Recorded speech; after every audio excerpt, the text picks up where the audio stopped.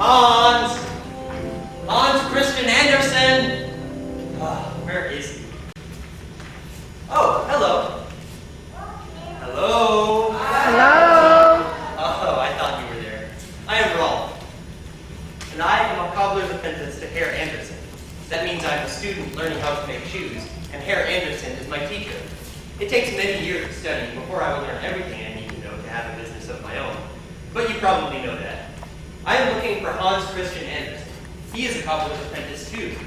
His father, Herr Andersen, runs the shop until Hans is ready to take over that responsibility.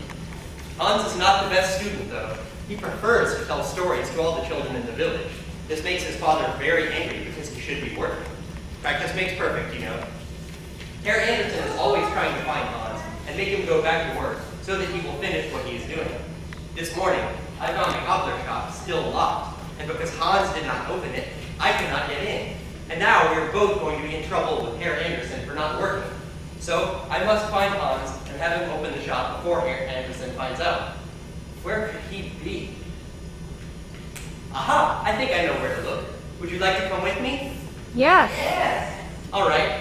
Now before we go, I must ask the adults in the audience to please turn off their cell phones and pagers. These noises might interrupt our story. Also, please keep the aisles clear at all times. We need this space to tell our story, and it could get dangerous. Now I would like to introduce you to Miss Alice Smith. She is our music director, and she will help us tell our story with music. Thank you, Miss Alice. Now let me tell you a little about Hans Christian Andersen. He was born in Odense, Denmark in the year 1805, and he was the son of a cobbler who makes what? Shoes. That's right, shoes. Now even as a very young boy, Hans showed great intelligence and imagination, as well as a passionate love for reading books. Later on, he became one of the world's greatest storytellers, who wrote many famous stories that you know today, such as The Emperor's New Clothes, The Princess and the Pea, The Little Mermaid, and The Ugly Duckling. We're not sure where he got the ideas for all of his wonderful stories. All we know is that they've been fascinating readers, young and old, for close to 200 years. What was based in truth and what was just his imagination, we're not sure. But today, we would like to tell you a story about the great storyteller, Hans Christian Andersen. Some of it is true, and, well, some of it is just our imagination. Tag your head! No, your head! Oh, tag your head. Hans! Hans, there you are. I've been looking everywhere for you. Oh, hello, Rolf. Everyone say good morning to Rolf. Morning, Rolf. Rolf is just in time to hear a story. What story are you going to tell us, Hans? Let's see. Hans, we must go to the shop. I want to hear a story about a soldier, Hans. Well, I want to hear a story about an angel. A bird that only sings at night. A nightingale. A little mascot. I know, a king in China. An emperor. Yes, Hans, an emperor. Well, we all love to hear stories about kings, don't we? Hans, you have the key? Please tell us, Hans. Once upon a time, there was a king who thought he was the most handsome king that ever was. And that his clothes were the finest ever made for the most handsome king that ever was. Especially his green suit. My crown is gold, my suit is green, the finest suit you've ever seen. There's never, ever, ever been a finer suit of green. Now there were two very clever swindlers who thought what a great idea it would be to have the king give them lots of gold for something that wasn't there. They went to the king's castle and asked to see the king. Why should the king see you, said the guard. We brought a magic suit for the king, the finest ever made, said the swindlers. But when the king heard this, he immediately had the guard admit it to him. But when the king saw no suit at all, he asked, where is this magic suit? The swindlers pretended to hold up the suit and replied, we brought the magic suit of blue that only the wise can see is true. A fool, of course, can see straight through, but not someone like you. Well, the king, not wanting to appear a fool, pretended to see the magic suit. For you 2 men, 2 bags of gold, the suit is just as you have told. I'll wear it to the court today. I'll don it right away. Well, that evening when the swindlers were leaving the castle, they could hear the people singing. Have you ever seen such a sight? Has there ever been such a night? The king in all his delight was there, standing there in his underwear.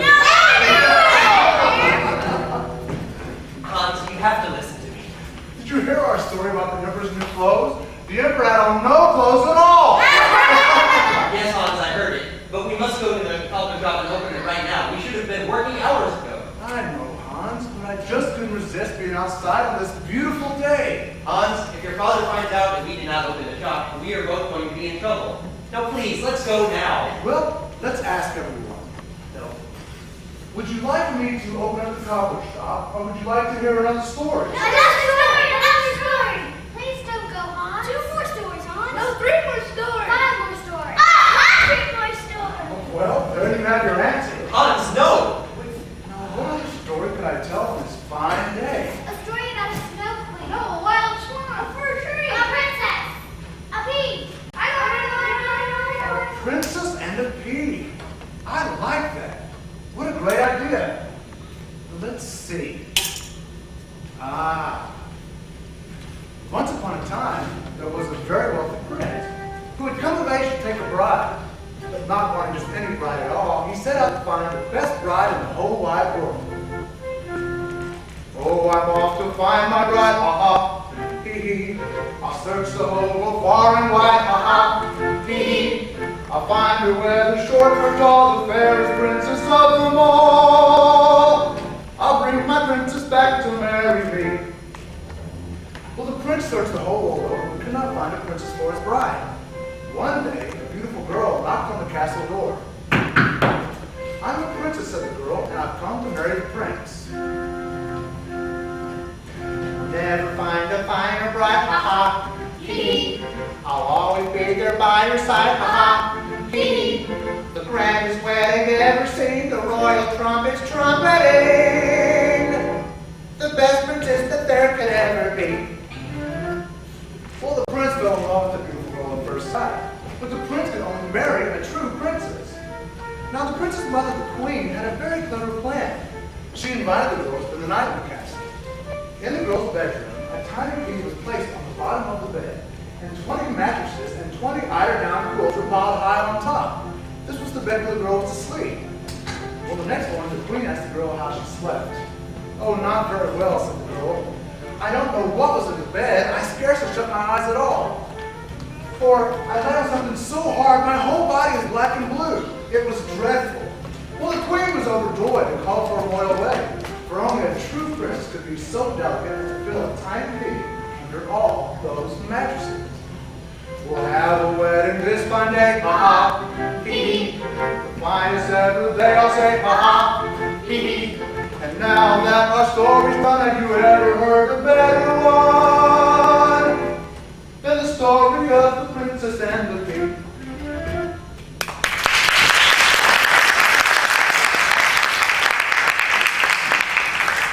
It's time to go now.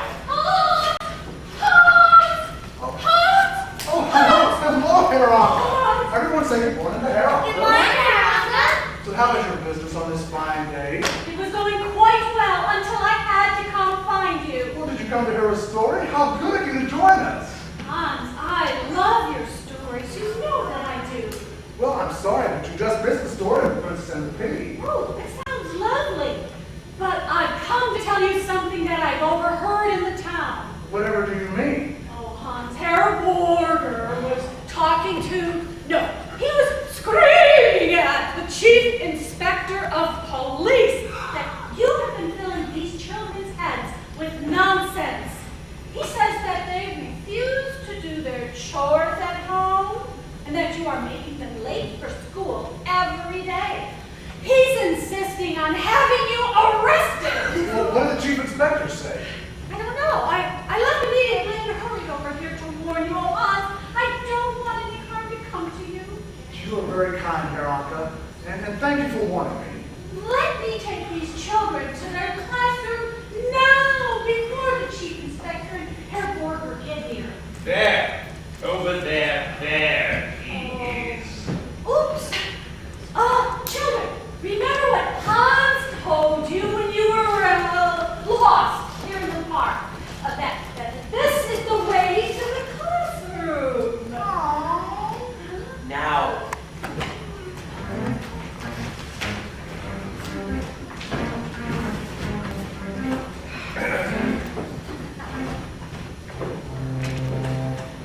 So here he is. Christian Andersen, the villain of our town of Odense. Every day, he deliberately lures the children away with his ridiculous stories about nonsense. Arrest him! I teach them important lessons too, just in a very different way. I make it fun for them. Hans, your boarder is making very serious charges against you for making the children late for school every day. And he also claims that you are teaching them things that interfere with their chores at home. No, nothing could be further from the truth. The other day, I asked my daughter to go outside and do her chores. And do you know what she said to me? Why, she said... Oh, I'm sorry, Father, but not today.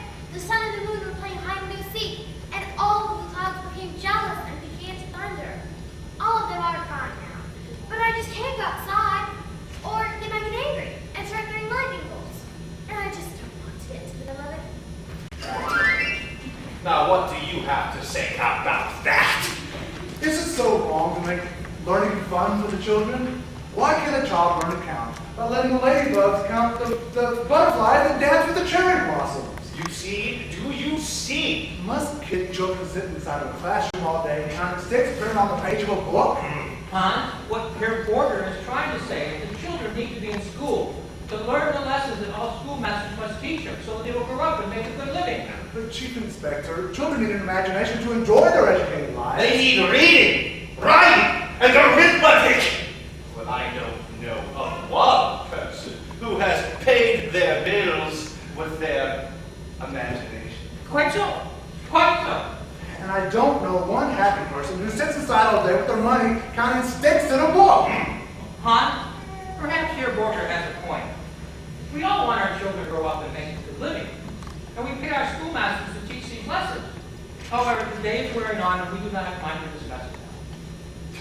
It is bad enough that he invents these insane stories. But to keep the children from their true education is beyond tolerance. And don't get me started again on the chores at home. Every one of their mothers and fathers has complained. All right. Well, we must all get back to work now or the day will be over and wasted. Your boarder, I think you'll find the children are all in their classrooms now. And I'm sure that Hans will do everything in his power to encourage the children to do their chores at home every day. Yes, Chief Inspector. Oh, and Hans, I think I heard your father say something about a cobbler shop that is still locked. Oh, pardon me? Oh, the time. Thank you, Chief Inspector, and good day to you. Good day to you, Hans. Oh, and Hans, perhaps it's a better idea if you tell your story when the children do not have school or chores to do. Yes, Chief Inspector. Hans? Oh, yikes. Hans? Where are you going? Oh, Father, there you are. I've been looking all over for you. Oh, and you thought that somehow I would be here 2 hours after the cobbler shop is supposed to be open in the park. Well, I merely took a detour through the park, that's all. My information is correct. You are telling stories to the children again and making them late for their classes again.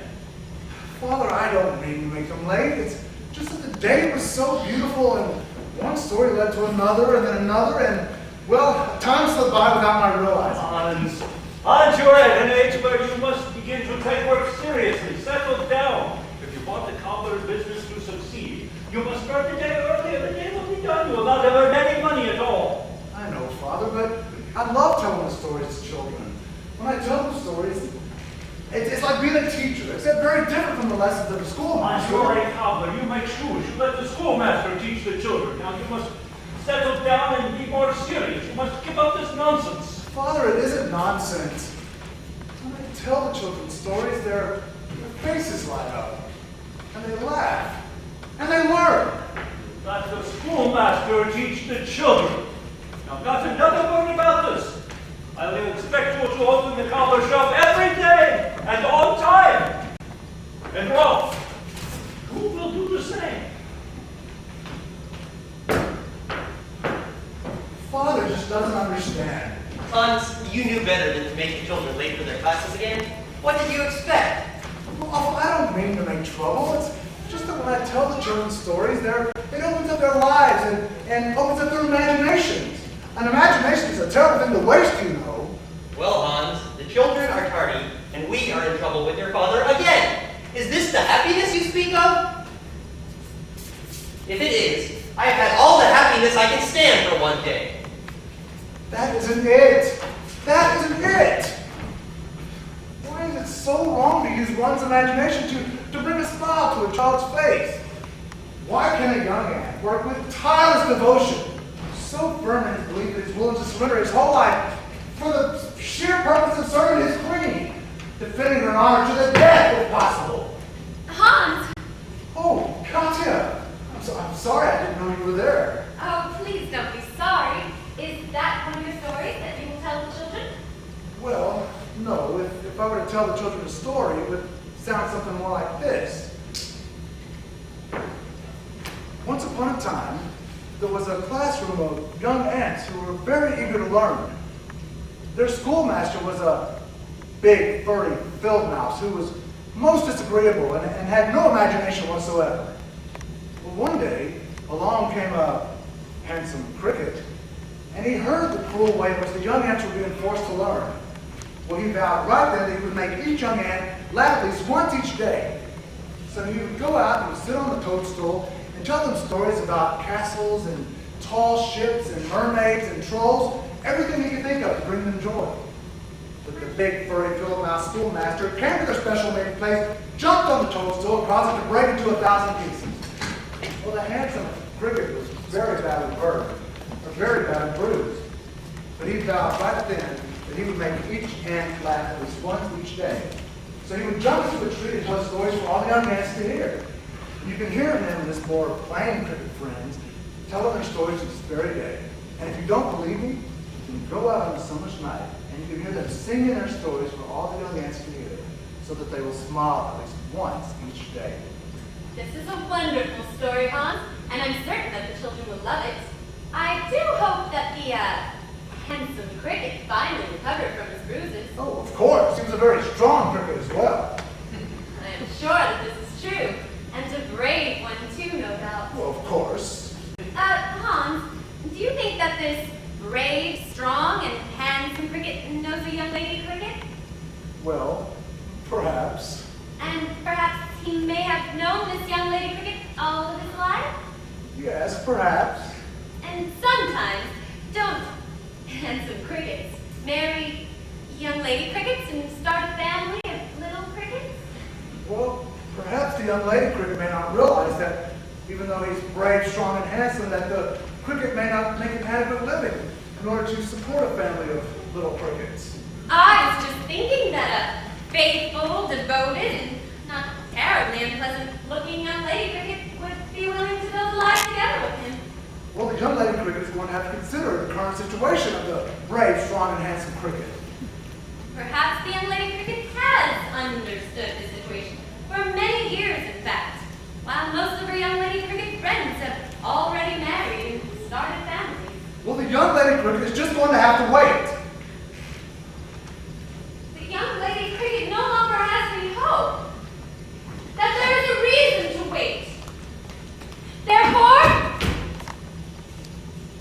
please tell the brave, strong, and handsome cricket that the young lady cricket has decided to accept the proposal of marriage from the big furry field mouse schoolmaster. Oh, she wouldn't do that. Oh, but the young lady cricket would.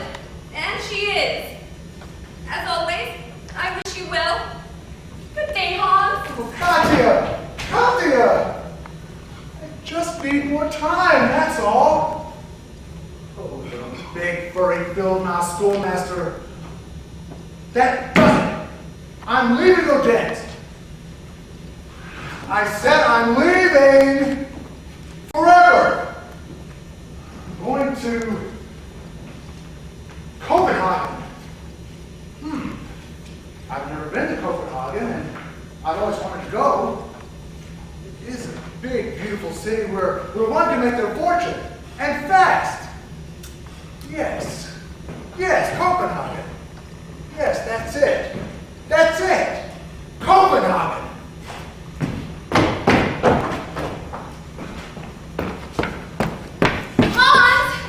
Hans, I'm sorry. He's a gentleman, a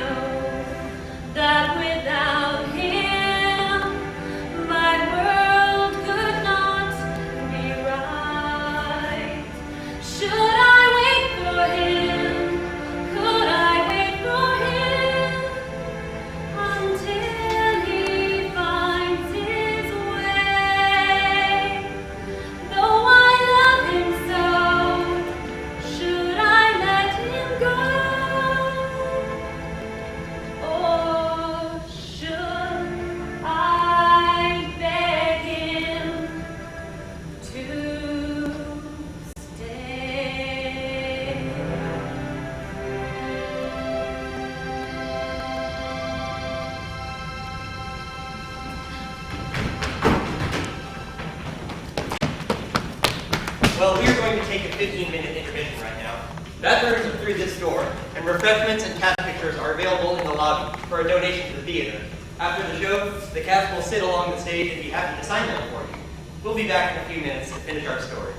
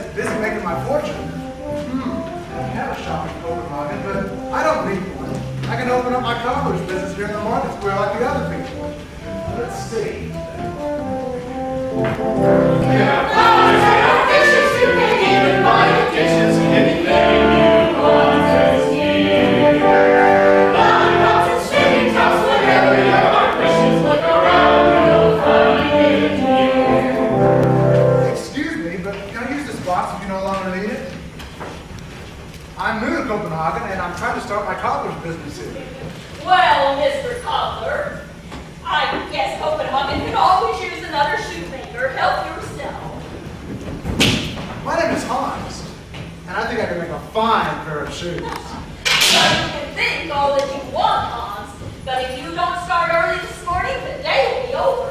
And fine shoes or not, you will not have earned any money. Of course. You're quite right. That sounds strangely familiar. Here is a plank of wood and a piece of coal for you to make a sign so that people will know what you do. And then you need to show them some of your things. Well, I can take my shoes that I brought from the dance and set them out here for everyone to see them. Fine. Let me know if I can help. You're very kind. What's your name? Garrett. I have a son who is younger than you are, and someday, when he's trying to start his way in this world, I hope that someone will be kind to him too. Well, can I pay you for the wood, for this sign, and this box? I haven't got very much money yet, but I plan on having plenty very soon. Save your money, Hans. You will need it. All that I ask in return is that someday you are kind to a stranger too. Thank you, Herr Goethe. I shall not forget. Now you should get busy or the day will be over. Oh, yes, of course. Thank you.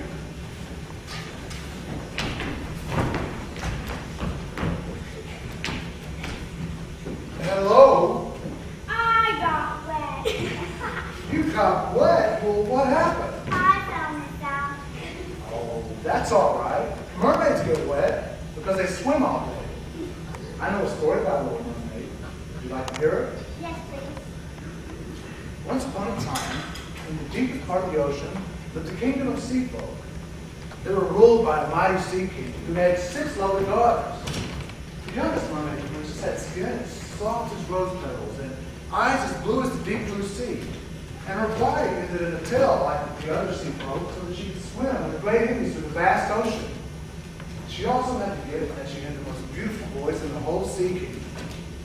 Well, she and her 5 sisters would spend all day laughing and dancing and singing in the great coral palace in the vast ocean garden that swayed in the current. Oh, I'm sorry. I guess you'll have to return to school, but will you come back and let me finish my story about the Little Mermaid? I would love to. Good.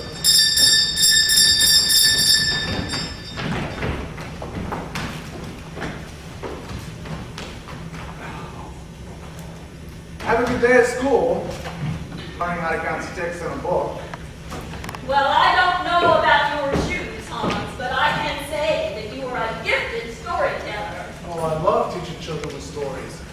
make a child recite the lesson, they will forget the first chance they get.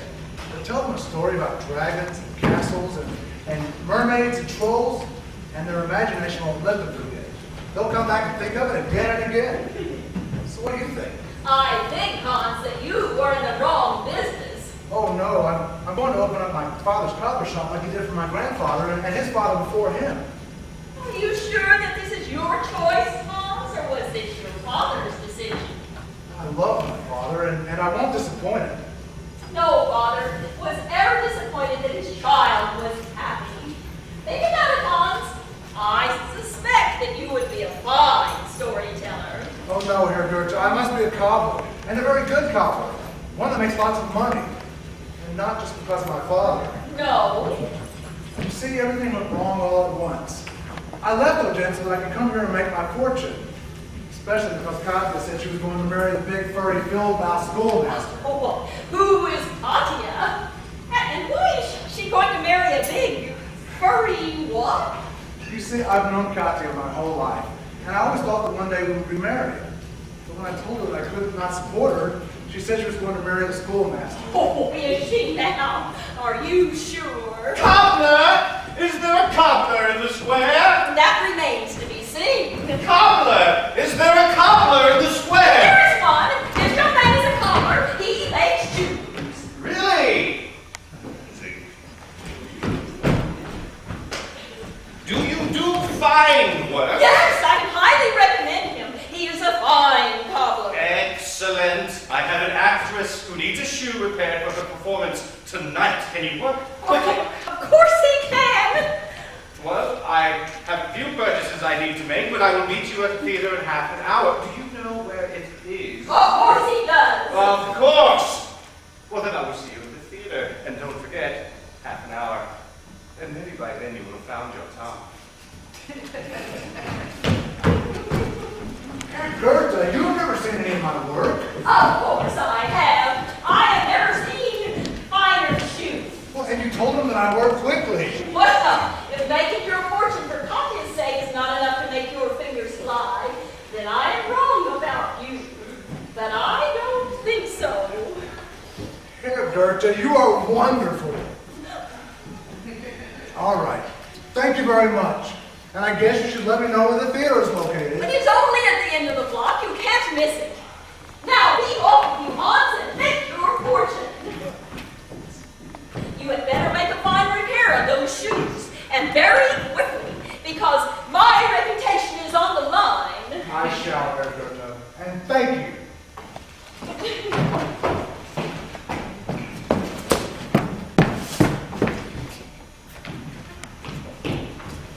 But my dear, you must wed me.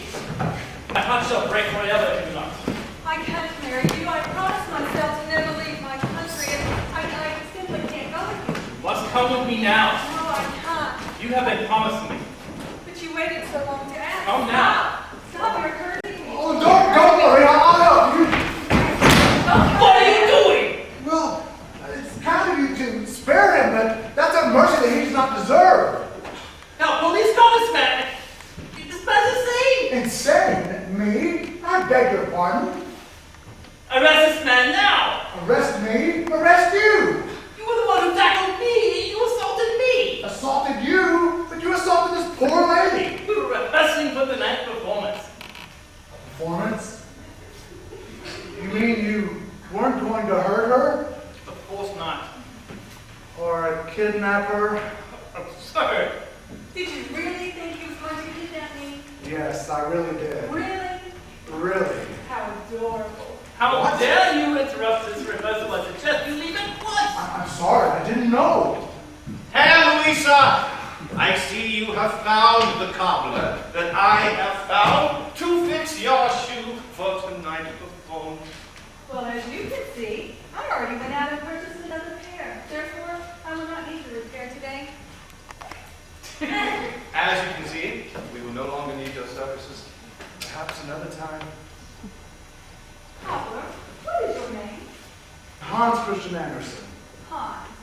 We could use an enthusiastic patron such as yourself. Would you come back and see one of our performances? I would like that, Herr Louisa. Well, I suppose I should be going now.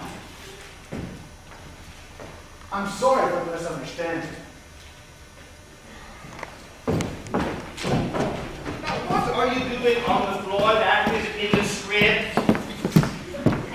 He insulted me. He simply found our performance too convincing. You should take it as a compliment, Edward. Easy for you to say. You want the money vessel to the floor. Oh, stop it. You need to watch your face.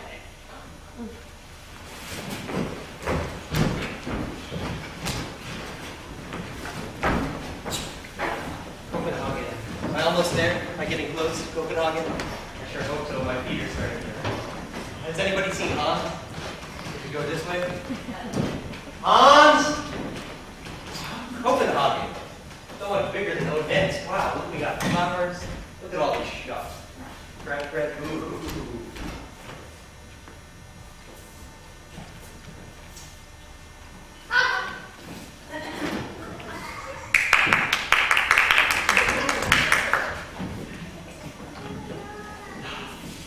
Right, Hans. Has anybody seen Hans? Hans Christian Andersen? He's a cobbler's apprentice anyway. Here, sir, are you looking for Hans? I am. Have you seen him? Who is asking? I am Rolf. I am a cobbler's apprentice to his father and a friend. I've come to tell him of his father's concern, and I too want to be assured of his well-being. Well, Rolf, your friend Hans is well. He has gone to repair some shoes for an actress at the theater. I am Gertrude, and you are welcome to wait in my home until he shall return. Well, Helen, this man is our guest, so you should show him all due respect. Would you like to meet him? Well, of course. What is his name? I named him Hans so he can tell me stories when he gets bigger. Have you seen this man?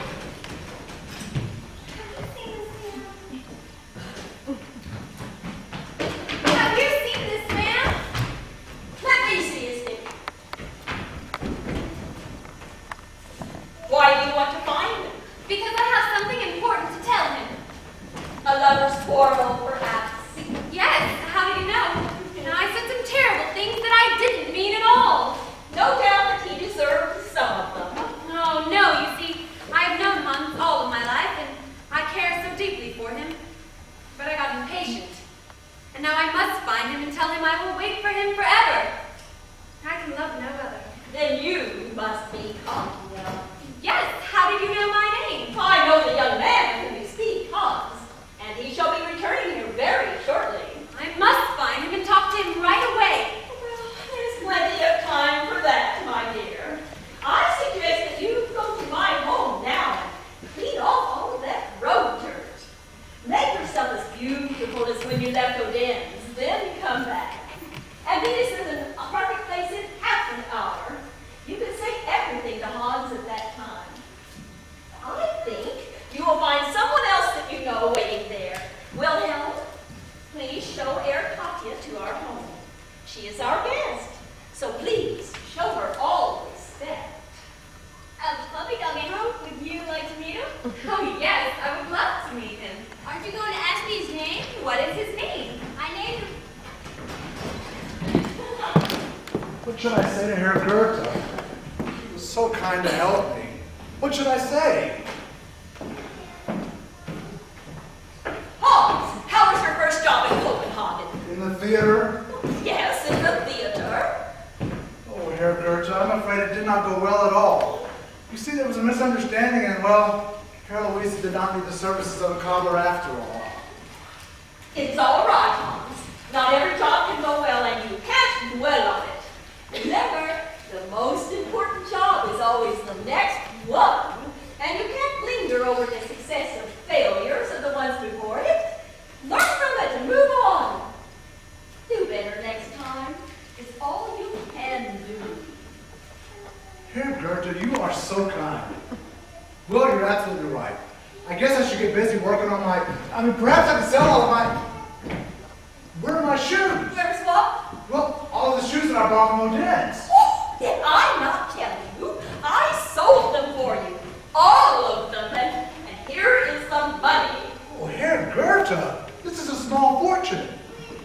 How did you do it? An excellent product will sell itself, Hans. And this is enough for me to ask Katya to marry me. But it is a start, nothing more. You must continue your work if you are to truly successful. You're right, Herberta. I should get busy right now. Perhaps I can make shoes that all of Copenhagen will want. Wait, young lady. Where are you off to in such a hurry? Aren't you supposed to be in school?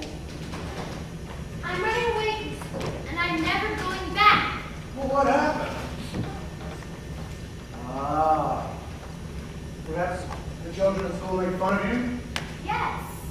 And maybe take away your lunch sometimes? Yes, and this time the way school was on the ground. I'll be in trouble with the schoolmaster now because they're dirty. Ah, I understand. But you needn't worry, though, because one day you'll grow up to be a swan. A swan? Yes, a swan. Haven't you heard the story of the little duckling? Oh, surely you have. No. No? Well, let me tell you.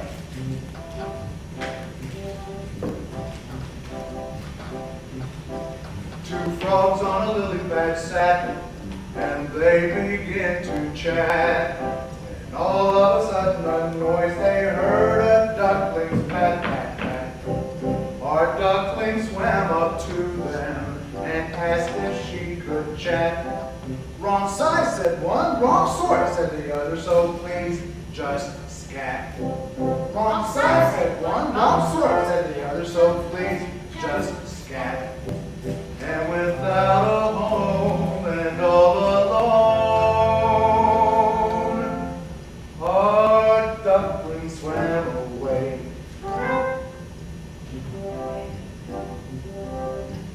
Very near the docks, three turtles sat on rocks. When they heard that pat, pat, pat, it gave them quite a shock. Our duckling swam up to them and asked if she could stay. Wrong size, said one. Wrong sort, said the other, so please go away. Wrong size, said one. Wrong sort, said the other, so please go away. And without a home and all alone, our duckling swam away. Four ducks in a lake, creating quite a wake. When they heard that pat, pat, pat, their tails began to shake. Our duckling swam up to them and heard the others say, wrong size, said one. Wrong sort, said the other, and her heart began to break. Wrong size, said one. Wrong sort, said the other, and her heart began to break. And without a home and all alone, our duckling swam away. 5 swans, said the bee, what a beautiful sight to see. When they heard that pat, pat, pat, they said, oh my, oh me. We swim all day, it's true. Won't you please join us too? For we've never ever seen a swan as beautiful as you. They began to play and swam away. And now our story's through. And now our story's through.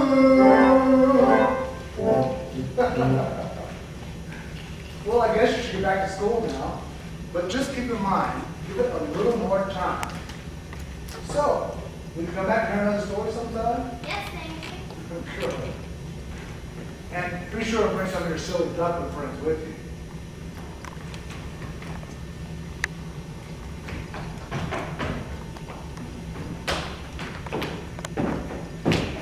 Perdita is always treated very badly by those brats at the school. They've done much worse than she lets on. It was very kind of you to comfort her. Oh, there was nothing to it. She's a fine young lady. May I ask where you heard that story? Well, I made it up as I told it. You mean you never read that story before today? Not before that very moment. I make up poems, too. Extraordinary. Do you think you could write this story down on a piece of paper? Well, I suppose I could, but for what reason? I'd like to publish it in the paper, the newspaper. Oh, please forgive me. My name is E.H. Fleckling. I own the Copenhagen Post. Let me understand this correctly. You want me to write my story and you will publish it in your newspaper? Yes, precisely. Well, I will pay you for it, of course. Pay me money for my story? Yes, well, we can discuss the terms when you bring me the written copy. My office is just past the schoolhouse on the left. Oh, by the way, what is your name? Hans Christian Andersen, and I'm new to Copenhagen. Welcome to Copenhagen, Hans. I look forward to seeing you in my office very shortly. Good day to you, sir. Oh, and thank you again for your kindness to my daughter. And thank you, Herr Breitling, and good day to you. Hans! Rolf, what are you doing here? I'd come to see you to make certain that you were doing all right. We all missed you very much, and your father was very worried. He wanted to know if you needed some money. No, Rolf, I don't. Who is that gentleman, Hans? That was Herr Breitling of the Copenhagen Post. He wants me to write my stories, and he will print them in his newspaper and pay me money. Well, Hans, it feels to me that if Copenhagen may not be getting another cobbler after all. Imagine making money doing something you love to do. It seems to me that this is news you might want to share with Katya. Oh, I'm afraid that Katya's already married the big furry field-mouse schoolmaster and forgotten all about me. Hans, Katya, what are you doing here? I've come to talk to you. Oh, Katya, I need to talk to you too. Are you already... Married? No. Oh, Katya, I'm so sorry that I was so practical and I forgot the most important thing of all. How I felt about you all of my life. Oh, Hans, please forgive me. I was childish and I regret my harsh words. Katya, I think we have a lot to talk about. Herr Goethe, I would like to introduce to you my fiancée, Katya. Can't you see? Yes, I see. You and me. You and me. Holding hands and saying I do. Me too, starry skies. In the night. Up above. I'm in love! Everything shiny and new. One day we'll have little ones, 2 or 3. Maybe 4. Oh my! Life will be so wonderful. Happiness evermore.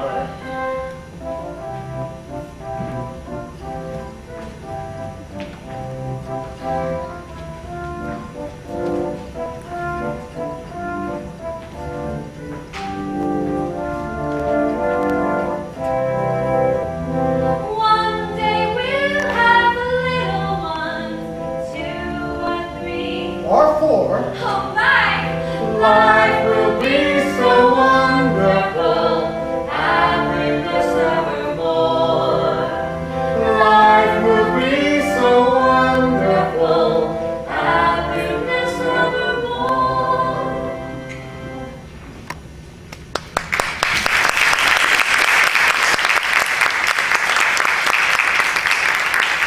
You are a lovely couple. These shoes are too big for me. Don't worry, Brigitte, these are fine shoes. You will grow into them. Just give it a little more time. Mother, these shoes are very big on me. I could not walk in them at all. Don't worry, you will grow into them. Just give it a little more time. These shoes are too big for me. Me too. Oh, Lord, you'll grow into them. Just give it a little more time. Hans and Katya lived happily ever after. But Hans did not take over his father's shop. I did. And I learned to make the finest shoes in Denmark. Herr Andersen was very happy that his son found such success in his writing, and that Hans finally settled down. Katya and Hans made him a grandfather 3 times. Or was it 4? Goethe now runs a flower shop in Copenhagen, and she continues to see Hans and his family from time to time. Goethe's daughter Mia became a school teacher in Copenhagen, and she started a new part of the school day known as recess. And she invites Hans to come tell stories to her class from time to time. Well, this is where our story ends. But for Hans Christian Andersen, one story led to another, and he went down in history as one of the world's greatest storytellers. And that part of our story is true. The rest, well, it was just our imagination. Please thank Alex Smith for her help.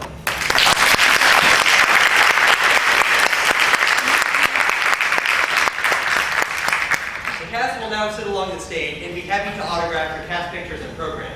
And please, feel free to shop at our wonderful Copenhagen marketplace, which we have set up in the lobby.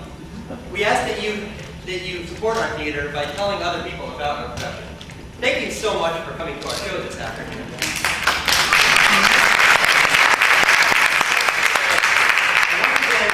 Once again, who is this famous storyteller? Hans Christian Andersen!